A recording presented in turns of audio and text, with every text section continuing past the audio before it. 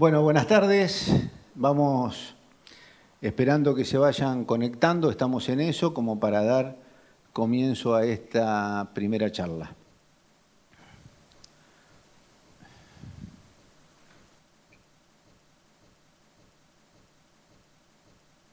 Más o menos estamos. Bueno, largamos. Bueno,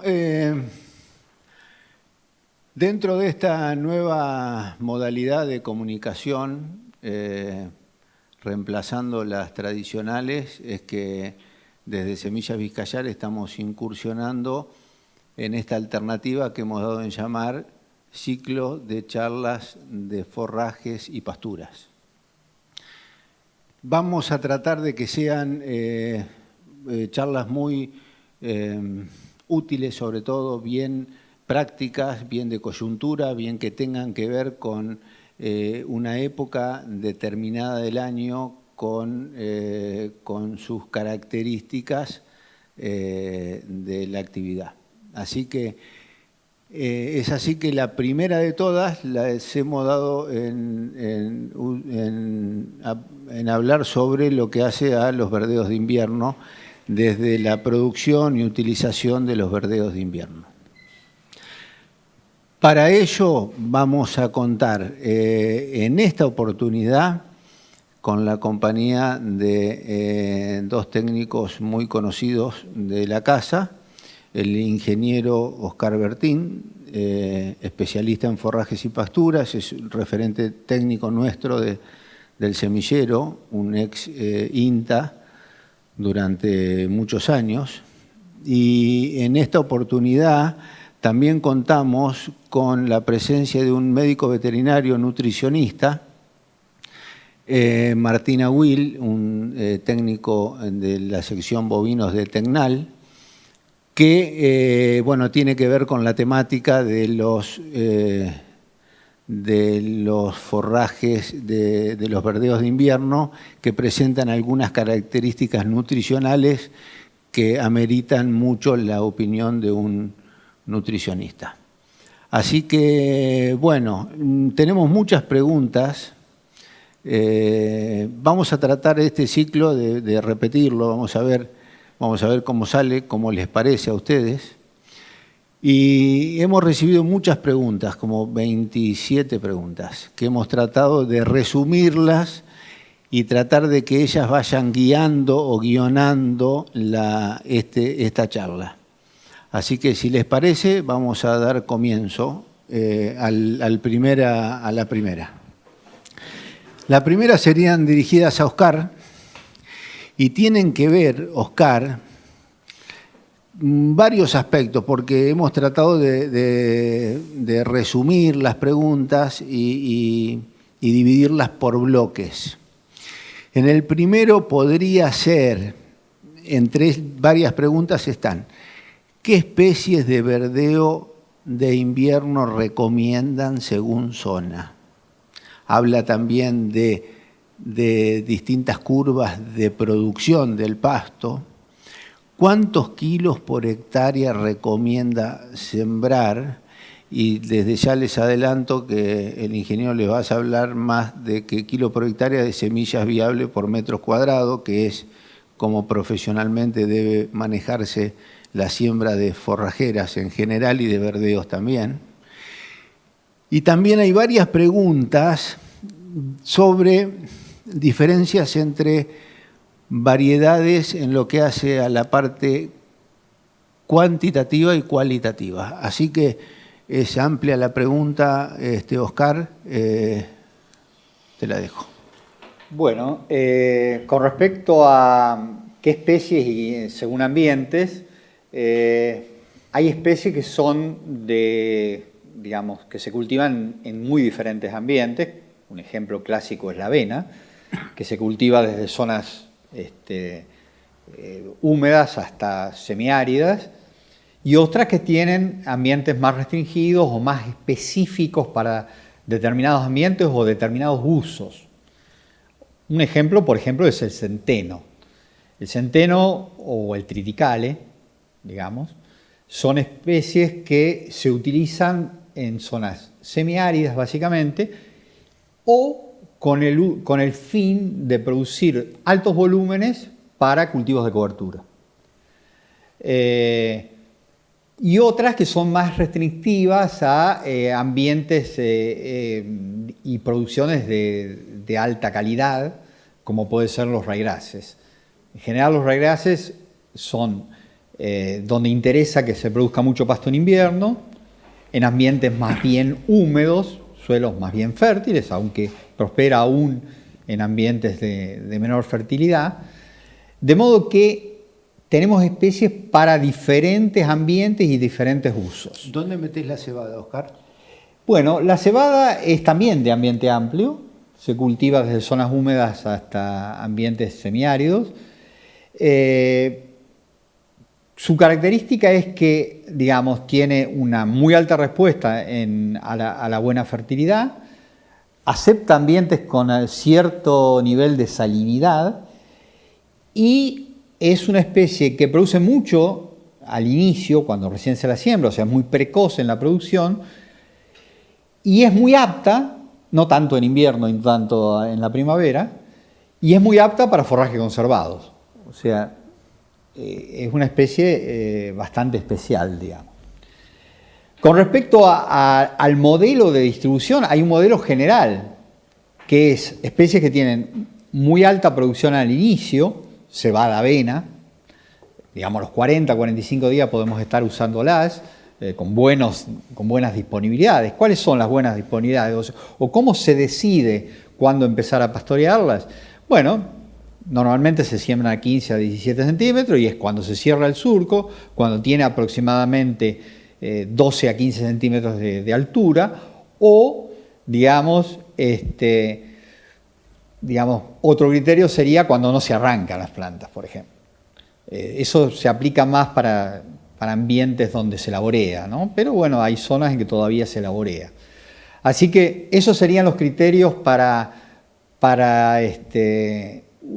considerar las especies.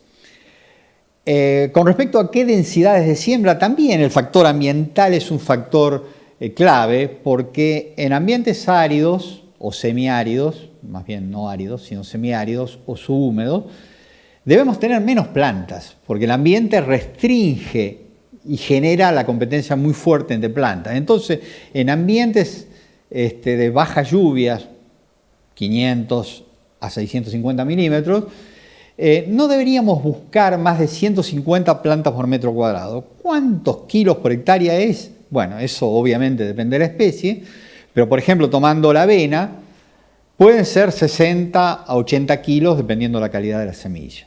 Si nos vamos a ambientes un poco más húmedos, digamos de 750 a 850 milímetros, 200 semillas viables por metro es lo que deberíamos buscar. Para la misma especie que es la avena, podrían ser entre 80 y 90 kilos, si la semilla es de buena calidad, insisto. Y finalmente en zonas húmedas uno pensaría que podríamos tener más de 250 plantas. Ahí no solo es un factor cuántas semillas ponemos, sino cuántas logramos. En ambientes húmedos el problema de las enfermedades del suelo, generadas por hongos básicamente, por más que curemos la semilla y todo bien, siempre la eficiencia del logro de planta es menor, por una cuestión de, enfermedades del suelo, ¿no? Y entonces, en ese ambiente, a lo mejor, digamos, para la misma especie, digamos, y los mismos pesos de 1000 semillas, que son entre 30 y 32 gramos, digamos, para una semilla normal de avena, las 1000 semillas, podrían ser 90, 100 y hasta 120 kilos para semillas que no son las óptimas, ¿no?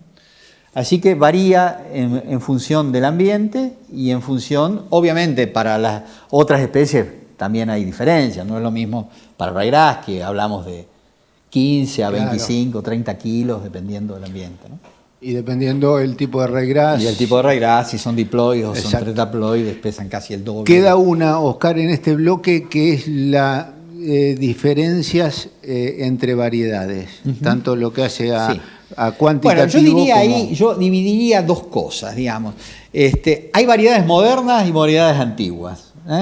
una variedad que se produjo hace 30 años es probable que no funcione hoy o que sirva para determinados objetivos, por ejemplo, volumen. Quiero hacer volumen y entonces un buen cultivar de centeno de hace 30 años puede ser que funcione.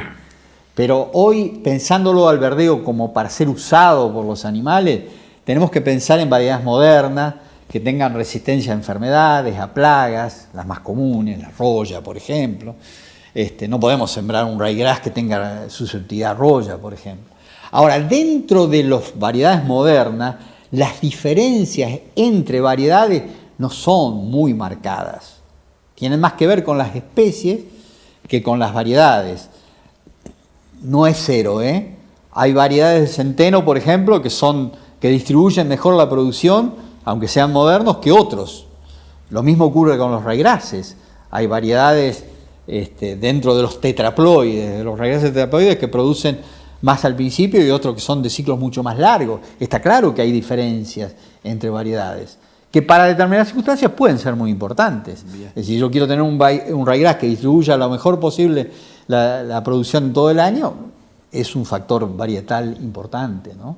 Lo mismo para las enfermedades, ¿no? Bien, pasamos a abordarlo a Martín.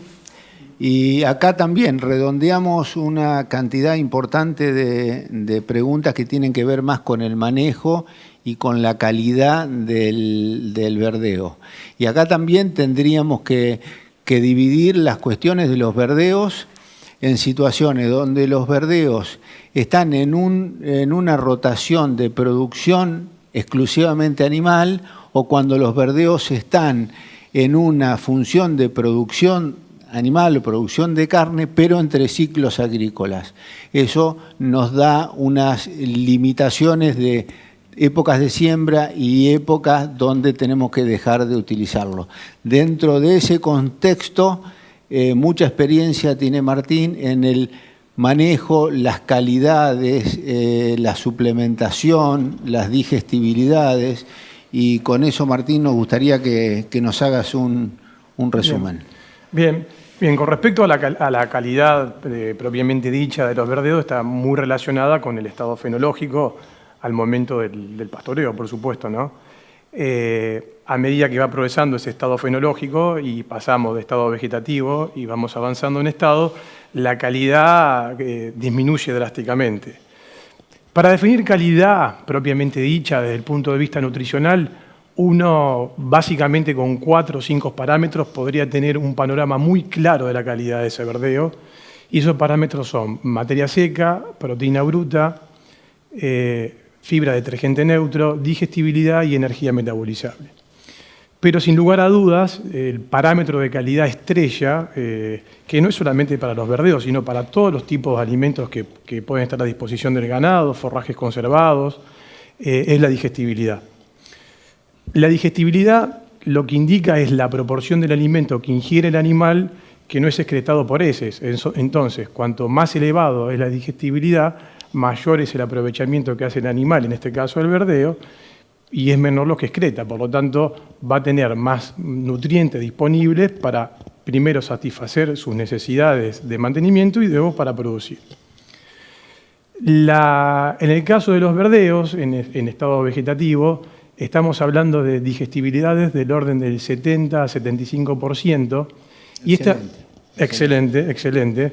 Y esta digestibilidad, para tener una idea, disminuye drásticamente a medida que el estado fenológico progresa.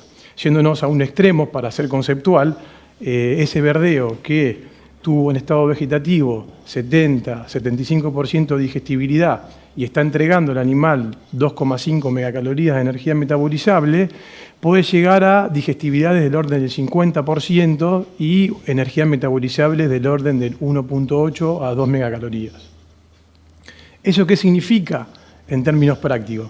Nosotros sabemos, a grandes rasgos, que un novillo, por ejemplo, un novillito necesita 21 megacalorías por día para producir 1 kilo de carne, ¿sí? Si el animal necesita 21 megacalorías y yo le estoy entregando un excelente recurso forrajero con excelente digestibilidad, el cálculo me da a grandes rasgos que necesita consumir 8 kilos de materia seca, algo que es totalmente factible desde el punto de vista fisiológico de la capacidad de consumo del animal.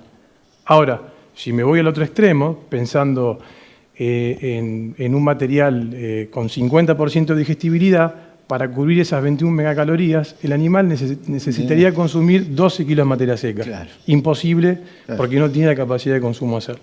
Entonces, la digestibilidad es el parámetro por excelencia para definir la calidad del verdeo. Ahora, como yo ahí decía al inicio, obviamente esto está muy relacionado con el manejo que nosotros hacemos de ese verdeo. Entonces, en la medida que tratamos de manejarnos cumpliendo el criterio de las 3 hojas expandidas, respetando 20 centímetros cuando ingresamos a pastorear y salir con 8 a 10 centímetros o un puño, en general estamos pastoreando verdeos de alta calidad. En los sistemas que más me toca trabajar a mí, que son cercanos de esta zona, yo trabajo con sistemas de recrías pastoriles con terminación a corral. Son sistemas que son muy deseables desde el punto de vista económico porque el costo de producción de kilo de carne sobre el verdeo disminuye sensiblemente con respecto al corral. Estamos hablando en términos conceptuales de un 60% menos. Por lo tanto, es muy importante tratar de ganar, como se dice en el campo, bastantes kilos a pasto y después hacer una terminación muy rápida del corral para satisfacer las demandas del mercado con la terminación que pide el mercado. Habitualmente con el manejo tradicional o conservador que llevamos a cabo con los productores, estamos hablando de ciclos de recrías de 120 días, ganancias en torno a los 80, 90 kilos por terneros, con una carga de 3 a 3 terneros y medio, por lo tanto estamos hablando de 300 kilos de carne por hectárea, ¿sí? Eso en ciclos de 3-4 rebrotes, 6.000 kilos de materia seca con un 60% de aprovechamiento de esa materia seca. En la medida que quisiéramos incrementar esa producción de carne por hectárea y quisiéramos, indefectiblemente tenemos que aumentar la carga, en función a la disponibilidad de forraje, por supuesto tenemos que hacer uso de la suplementación, que habitualmente la hacemos con granos y es del orden del 0,5 al 1% del peso vivo. En ese tipo de planteos probablemente ya podemos hablar en términos reales de 5 o 6 terneros y una producción de 500 kilos por hectárea. El manejo, por lo menos el manejo práctico, diario, real que llevamos adelante con los productores, lo primero que hacemos es definir la producción de carnes que queremos lograr. En función a eso definimos carga y suplementación, en función si es necesaria la disponibilidad de forraje que tenemos. Y después hacemos mucho hincapié en el remanente que dejamos del verdeo. Mucho hincapié en el remanente. O sea, en términos prácticos y simples, el puño, o sea, 8 a 10 centímetros, que quede bastante material verde, que el suelo no esté descubierto, porque eso nos da muchos beneficios en el rebrote posterior. Bien, con respecto a este tema de aprovechamiento, la verdad que, bueno, lo deben tener presente vos, Oscar, sobre todo los importantes trabajos que ha hecho Méndez y Davis en Villegas, con cálculos de margen bruto desde 30 hasta $200 por hectárea, dependiendo el grado de suplementación y cuidando el tema de no sustituir, ¿no es cierto? Lo que sí normalmente pensamos o aspiramos en los verdeos es superar ese 60% de aprovechamiento que lo tenemos como ideal en pastura, ¿no es cierto? Y tratamos de que en verdeos podamos llegar hasta un 80%.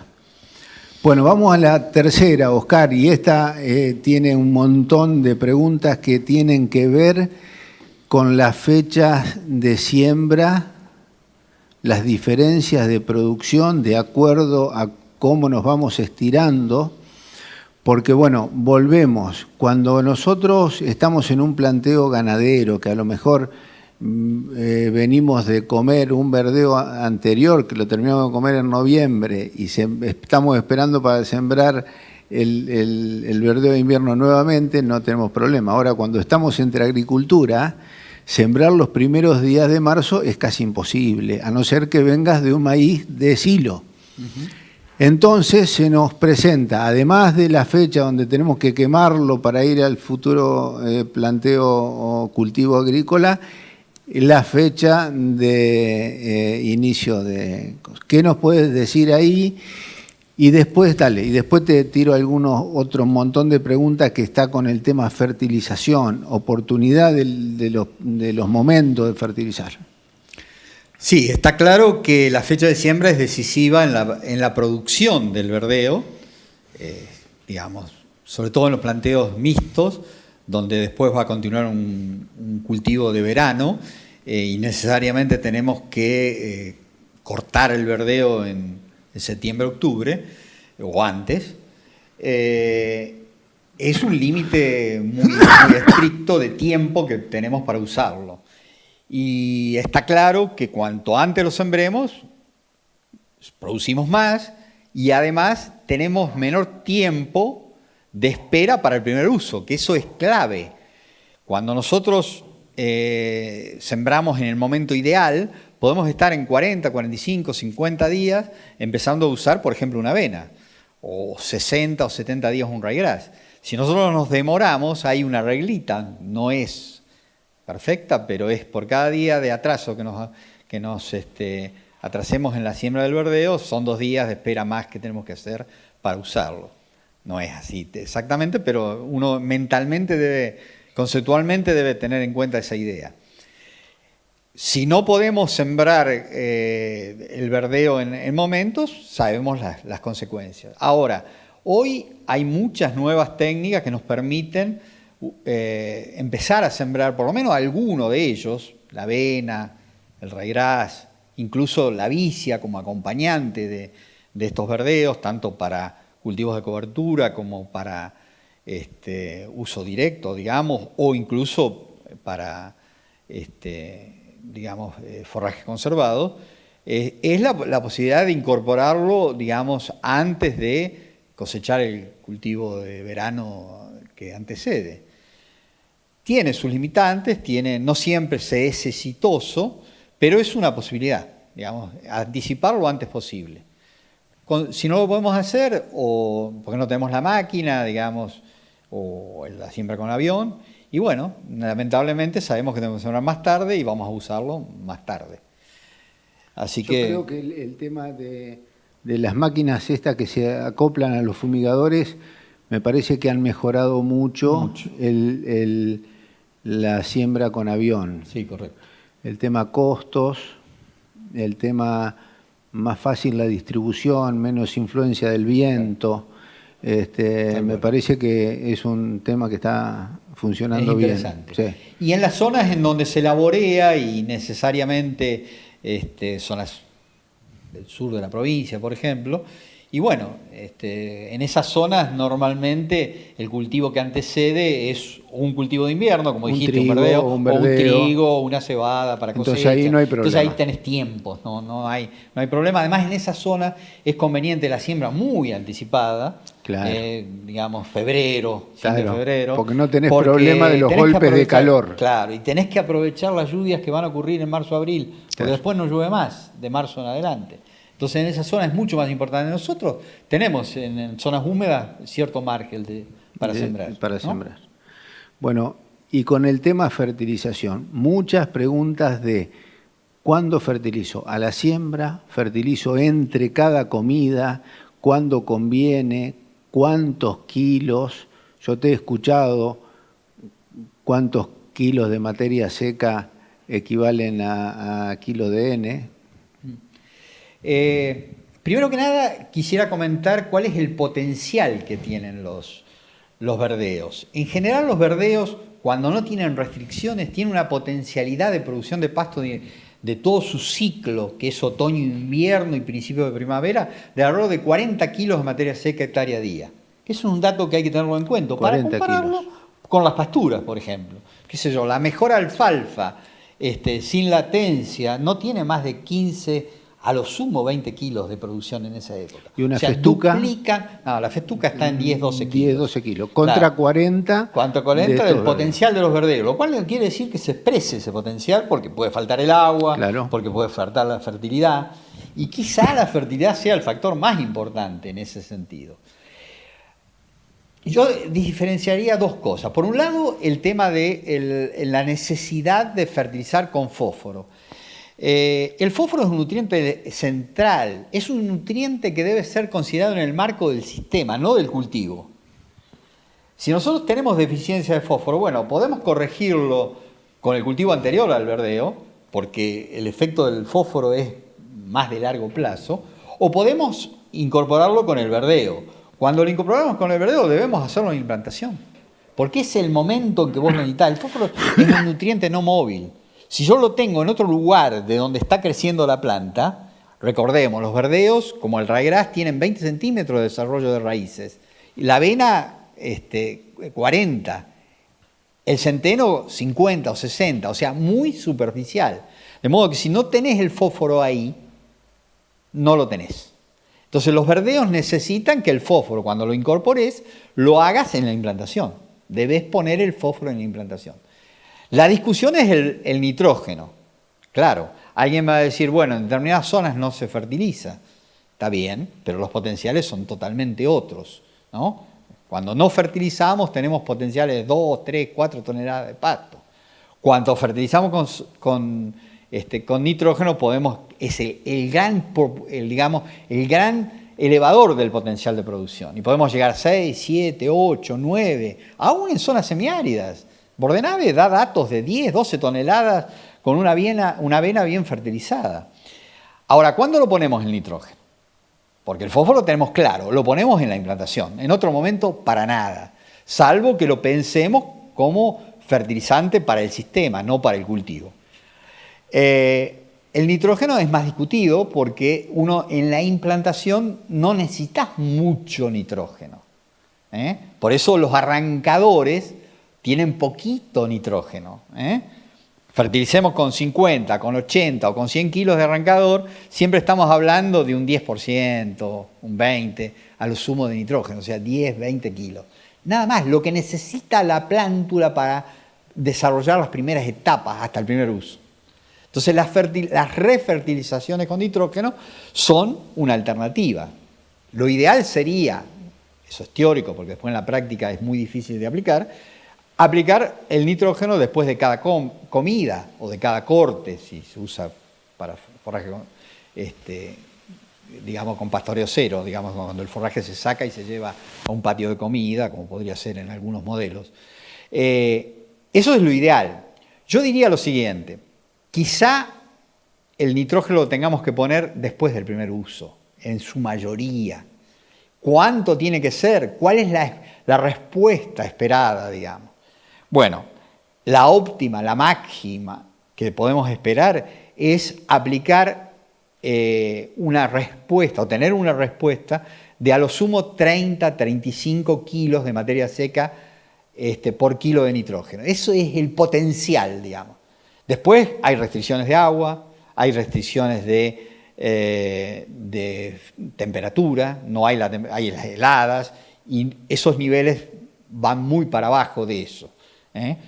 Pero bueno, uno esperaría tener respuestas como mínimo en el otoño, en verdeos, otoño-invierno, principios del invierno, de 20, 25 como valores, que eso nos permite hacer números, hacer cuentas.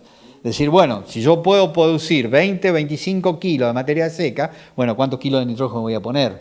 Sabiendo que la respuesta hasta dosis de 150 kilos de N, para que tengamos idea, son lineales. Positiva. Son lineales. Y distintas si las haces con una temperatura o con otra. Claro, también. Tal cual.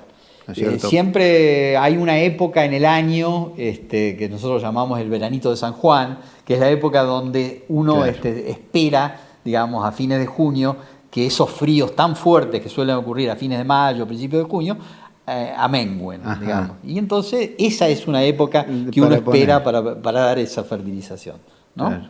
Ya después, más tarde, no justifican, salvo, bueno, que sea el destino forraje conservado, que es una combinación. No, no, es decir, yo puedo perfecto. usar una vez o dos el verdeo y después lo dejo para forraje conservado. Entonces justifica una fertilización más tardía, pero si no, no Y bueno, justifica. ¿y cuánto dirías en promedio potenciales de producción por zona? ¿Estás hablando en rangos entre 3 y 7 toneladas de promedio? Sí. ¿No es cierto? Sería un buen valor. Buen es decir, valor. con buena fertilización, buen nitrógeno, buena lluvia, que es lo que tenemos acá en Pergamino, digamos, ¿no? Con un ryegrass, una avena, que son las que usamos nosotros acá, son 7 toneladas más o menos. Usted tiene un potencial trabajo esperado. de muchos años. Que lo publicamos este mes, en Claro, abril del 2020. Que tiene un promedio de 7 toneladas durante sí. ¿cuántos años? Y son 7 años. 7 años. Claro, del 2010 al 2016.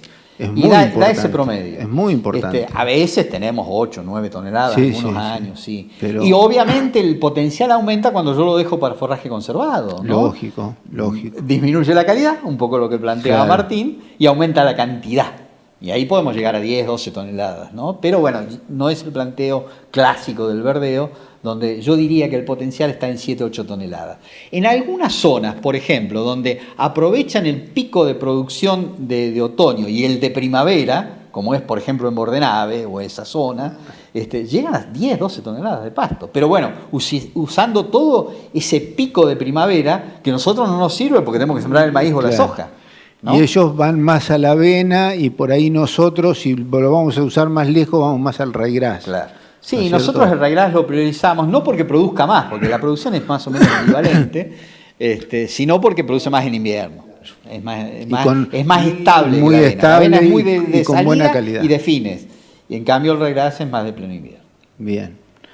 Bueno, pasamos al tema que te diría, Martín, es el que más preguntas tiene, porque es el tema, ¿cuándo empezamos a comer?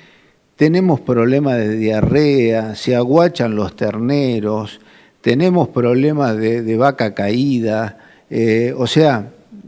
sobre todo en en las primeras comidas de los verdeos, pero es a veces el cuco, ¿no es cierto? Sí. Y bueno, te vamos a preguntar también todos los paliativos que podemos usar. Sí, diremos, hay una serie de trastornos metabólicos que, como decís vos, Martín, es el cuco y que año a año los productores nos llaman porque tienen esos problemas, ¿no? Básicamente estamos hablando de la baja ganancia de peso otoñal, que el productor cuando nos llama manifiesta que los animales tienen diarrea, se aguachan, no avanzan, o estamos hablando de los problemas de hipomagnesemia o de vaca caída, ¿no? Con respecto a esa baja ganancia de peso otoñal que coincide con el primer consumo del verdeo, como te decía anteriormente, habitualmente el productor te llama consultándote por diarrea de los animales, ¿no? Pero el problema es mucho más profundo. Habitualmente lo que pasa, por ejemplo, en casos en sistemas en donde, por ejemplo, se hacen recría y está la posibilidad de hacer pesajes mensuales, que se ve que durante ese primer pastoreo o ese primer mes los animales prácticamente no ganaron peso y recién después del segundo pastoreo y sucesivamente van mejorando esa ganancia de peso. Entonces, la diarrea es el síntoma que estoy observando, pero por supuesto las consecuencias son mucho más profundas para el sistema productivo. El origen del problema, al igual que la hipomagnesemia, es un desbalance en el forraje que está consumiendo el animal, ¿sí? Lo que ocurre en ese verdeo de primer pastoreo, básicamente tiene 3 características, diremos, para ser simple, o sea, el abordaje de la problemática es multifactorial, pero para ser simple hay 3 características del forraje que hacen que el animal manifieste esos cuadros de diarrea y no gane peso. Primero, la materia seca tiene muy bajos contenidos de materia seca, estamos hablando del orden del 13-15%. Entonces, ¿eso qué significa? El animal consume forraje, pero alcanza saciedad física y en términos prácticos significa que el animal tiene mucho contenido de verdeo, de forraje en el tracto gastrointestinal, pero tiene poco nutriente, está poco nutrido, porque en realidad cuando consumió 1 kilo de verdeo, en realidad como nutriente tiene 150 gramos de materia seca. Entonces, por un lado, el bajo contenido de materia seca. Por otro lado, tiene mucha proteína, lo cual a priori uno diría, bueno, pero la proteína es una característica deseable, por supuesto que es una característica deseable, pero esa proteína está mayormente como proteína soluble. Esto significa que cuando el animal consume ese verdeo, esa proteína tiene una alta degradabilidad en el rumen, genera altísimas concentraciones de nitrógeno amoniacal que después el animal lo absorbe a través de la pared ruminal, llega a hígado, lo transforma en urea y se elimina por orina. El problema es que es tan alta la generación de nitrógeno amoniacal que las bacterias que están en el rumen no tienen capacidad de captarlo para crecer y posteriormente transformarse en proteína microbiana. Entonces, en términos prácticos, lo que ocurre es que el animal come un verdeo con mucha proteína, pero el intestino delgado arriba la misma cantidad de proteína que arriba cuando come el verdeo más para la primavera, ¿sí? Que tiene un 50% menos de proteína. O sea, es una proteína muy lábil, con mucha degradabilidad y lamentablemente ese rumen no lo puede aprovechar de manera ineficiente y no llega una buena cantidad de intestino delgado, que es el lugar donde se absorben los nutrientes. Y la tercera característica, hablé de materia seca y hablé de proteína, es la baja concentración de carbohidratos solubles, o azúcares rápidamente disponibles, que es una fuente de energía para el rumen. Las bacterias ruminales, para que funcionen bien, necesitan nitrógeno amoniacal y energía para poder captar ese nitrógeno y transformarse en proteína microbiana. Bueno, en este caso no tenemos esa energía a través de los carbohidratos solubles. La manera de paliarlo, por supuesto, lo que hay que tratar de hacer es disminuir el consumo, en la medida de lo posible, en ese primer pastoreo, de ese forraje que es el problema, ¿sí? La lógica, digo la lógica porque siendo estrictamente técnico, lo que el animal necesitaría es el aporte de un suplemento que aporte materia seca para compensar esa falta de sazonamiento del verdeo y que aporte energía para compensar esa baja de carbohidratos solubles. Entonces, en la práctica se podría hacer con un heno. En caso de utilizar henos, tendrían que ser henos de buena calidad, o sea que tengan buena digestibilidad. No serviría utilizar un rastrojo de cola, de cosecha, o sea, estamos hablando de un heno de buena calidad. Y si no, también se puede utilizar cereales, granos, y cualquier tipo de granos. Hay muchos ensayos en donde se han evaluado diferentes tipos de granos, con diferentes procesamientos, y no se ha visto diferencia en la respuesta productiva.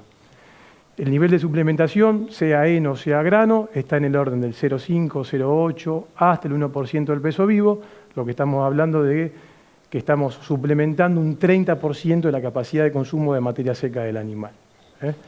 Eso sería lo técnicamente correcto, no es difícil de realizarlo, con algún encierre de animales en ensenada, con una suplementación diaria se podría realizar. En otros casos, y me pasa con productores que visito, a veces si no se dispone de heno o cereal, que no ocurre normalmente, bueno, si hay algún lote, algún potrero de campo natural o alguna pastura sazonada que viene del verano o algún rastrojo de cultivo, el animal puede ir a una determinada cantidad de tiempo y después volver al verdeo, ¿sí? En definitiva, ahí lo que se va a lograr más que nada es que el animal más que nada compense esa baja de materia seca y resuelva esa diarrea, diremos, porque va a enlentecer la tasa de pasaje que está muy acelerada por consumir un forraje muy aguachento. ¿Cómo manejarías esos tiempos que convienen el pastoreo del verdeo en su inicio y el heno, la pastura? ¿Qué horarios? ¿Cuántas horas? Y preferentemente si a la mañana, a la tarde, sí, ¿cómo lo manejarías? Nosotros en términos prácticos tratamos de hacer es no salir a pastorear hasta las 10, 11 de la mañana y pastorear hasta las 5 o 6 de la tarde, 5 de la tarde, y muchos productores, por una cuestión práctica, después realizan un encierre en alguna ensenada. Muchas veces se deja el rollo se deja a discreción, a voluntad del animal. Es muy difícil ahí ver qué consumo, si realmente está consumiendo el 1% del peso, y si no, se suplementa con grano. Ahí lo que es importante tener en cuenta es que lo que estamos haciendo es una suplementación estratégica con un objetivo directo que es resolver esa diarrea del animal y esa baja ganancia de peso. A medida que el verdeo se vaya comiendo, se vaya sazonando, vaya equilibrando sus características nutricionales, si nosotros tenemos disponibilidad de forraje y la carga es adecuada, no sirve de nada seguir suplementando porque tenemos, como vos nombrabas anteriormente, podemos tener algún problema de sustitución. Claro. Entonces, la suplementación es estratégica con un objetivo directo que es resolver el problema, el trastorno que tiene el animal. Vamos a la hipomagnesemia. Otro gran problema. Otro gran problema, la hipomagnesemia lamentablemente se ve y se ve mucho, año a año. Se diagnosticó allá por primera vez en la década del 60 en el sudeste, en Balcarce, zona que, bueno, cierto precio tenemos por Balcarce. Y en esta zona y a partir de esta época la empezamos a ver bastante. La incidencia comienza principalmente fines de otoño, hace pico en invierno y empieza a disminuir en primavera y tiene una mortalidad del 4 o 5% cuando afecta al rodeo. Lamentablemente afecta a los animales de mayores requerimientos nutricionales, o sea, afecta a la vaca o a la vaquillona que está en el último tercio de la lactancia o está por parir, afecta al novillito que está ganando 1 kilo por día, que está engordando, o afecta al animal más gordo. ¿Por qué? Tiene una lógica. Porque el animal adulto, a diferencia del joven, no tiene la misma capacidad de remover magnesio de sus reservas corporales que son óseas. Entonces necesita diariamente el aporte de magnesio para cubrir sus requerimientos. Si no cubre sus requerimientos, se produce una depresión brusca de la concentración de magnesio en sangre. Normalmente el magnesio en sangre es de 1,8 miligramos por decilitro, cae por debajo de 1 miligramo por decilitro, y se presenta ese cuadro de tipo con sintomatología nerviosa. El origen del problema, como yo dije anteriormente, también hay un desbalance en el verdeo que está consumiendo el animal, en este tipo un desbalance mineral. En función al tipo de desbalance, uno puede clasificar a esa hipomagnesemia como primaria o secundaria, a grandes rasgos, diremos. Porque en la hipomagnesemia primaria, ese verdeo tiene una baja concentración de magnesio, entonces el animal come, pero no llega a satisfacer su requerimiento de magnesio. Y en la secundaria, los niveles de magnesio a veces son normales en el verdeo, pero hay altos niveles de potasio que inhiben la absorción de magnesio, por eso se llama secundaria. La secundaria suele observarse más en primavera con los rebrotes que tienen alto contenido de potasio. En los dos casos, la sintomatología va a ser la misma, el animal va a presentar sintomatología de tipo nervioso y si no lo detectamos a tiempo, las probabilidades de muerte son altas, diremos. De hecho, una de las recomendaciones importantes en esta época del año, o cuando sabemos que comienza a aumentar su incidencia, es hacer recorridas diarias, o más de lo habitual, para detectar los problemas a tiempo, ¿sí? En la medida que nosotros detectemos, en el caso de que el animal ya esté afectado, cuanto antes detectemos ese animal afectado, mayor probabilidad de éxito de resolver el problema. Que habitualmente si resuelve, tiende a resolver dentro de la hora de aplicado el tratamiento, ¿sí? Si el animal ya está afectado, el tratamiento es de tipo endovenoso, con magnesio, pero hay que tener en cuenta que ese tratamiento es un paliativo por 24 o 48 horas. Por todo lo que decía antes, el animal no tiene capacidad de movilizar magnesio, el requerimiento de magnesio es muy elevado, entonces tenemos que buscar alternativas para aportarle magnesio al animal. Eso para el caso de un animal afectado. Como esquemas preventivos, bueno, hacer recorridas diarias. Si es un lote en donde ya se presentó algún problema, sí se puede. Esto tiene un cierto paralelismo con la baja ganancia de peso otoñal. Si se puede, gran parte del problema lo resuelvo si logro disminuir la carga de ese verdeo, ese consumo de ese verdeo que está deficiente en magnesio. Entonces, en esos casos, la verdad que las posibilidades de resolverlo son muchos.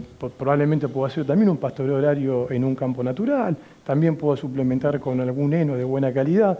En definitiva, conceptualmente lo que estoy haciendo es bajar la carga de ese verdeo para satisfacer la demanda de magnesio.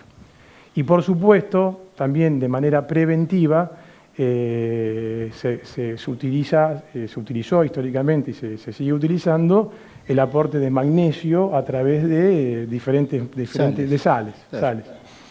Ese aporte, o sea, puede ser a través de bloques para lamer, pueden ser a través de sales que se ponen en bateas de autoconsumo, el animal come a discreción, o en caso de que también se esté haciendo una suplementación diaria y esté la posibilidad, esa sal se puede administrar en la suplementación.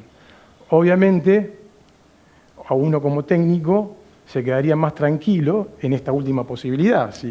Lógico, si se pudiera suministrar la sal en ese suplemento, porque uno se va a quedar tranquilo que el animal va a estar consumiendo la cantidad de magnesio que necesita para poder prevenir el problema, ¿no? La dosis que se recomienda, o sea, se utiliza habitualmente para vehiculizar a través de la comida, que es lo que habitualmente se hace, se recomiendan 50 60 gramos de óxido de magnesio por animal por día. O sea que estamos hablando de aproximadamente 25 a 30 gramos de magnesio como elemento, ¿no? El óxido de magnesio tiene una concentración de 50% de magnesio. Como le decía, si uno tiene la posibilidad de ajustar esa dosis en el suplemento diario, se quedaría mucho más tranquilo.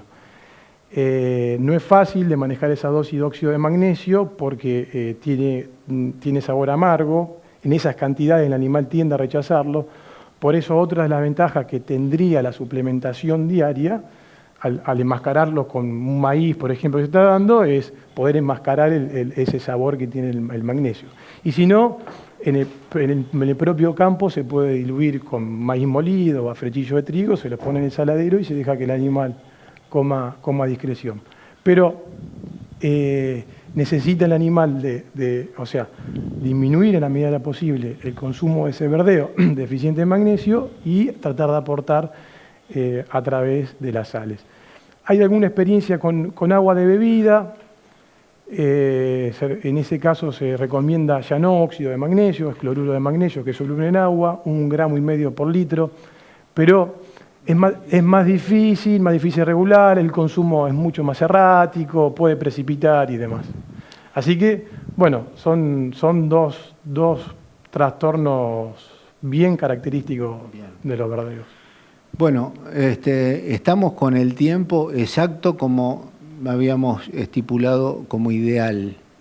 Así que lo que sí les voy a decir es que va a haber muchas preguntas que por ahí no habremos podido abarcar. Así que nos comprometemos a responderlas por vía mail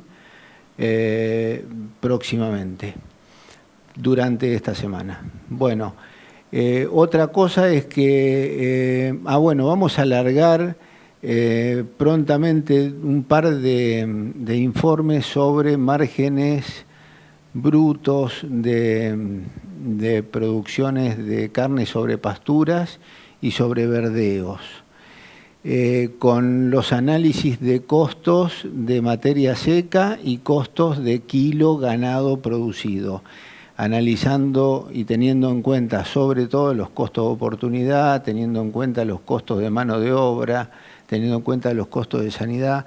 Realmente me parece que va a ser un trabajo muy interesante y les adelanto que tanto en pastura como verdeos el costo de la ineficiencia es alto.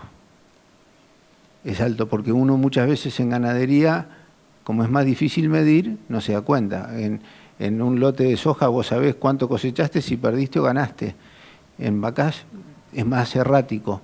Pero si no somos eficientes, lo que sí tenemos claro que siendo eficientes en producción de carne, hoy los márgenes brutos superan a la agricultura ampliamente. Ahora, no seamos ineficientes porque perdemos plata. O sea, es clarito. Y bueno, esperamos para el mes que viene volver a encontrarnos con algún tema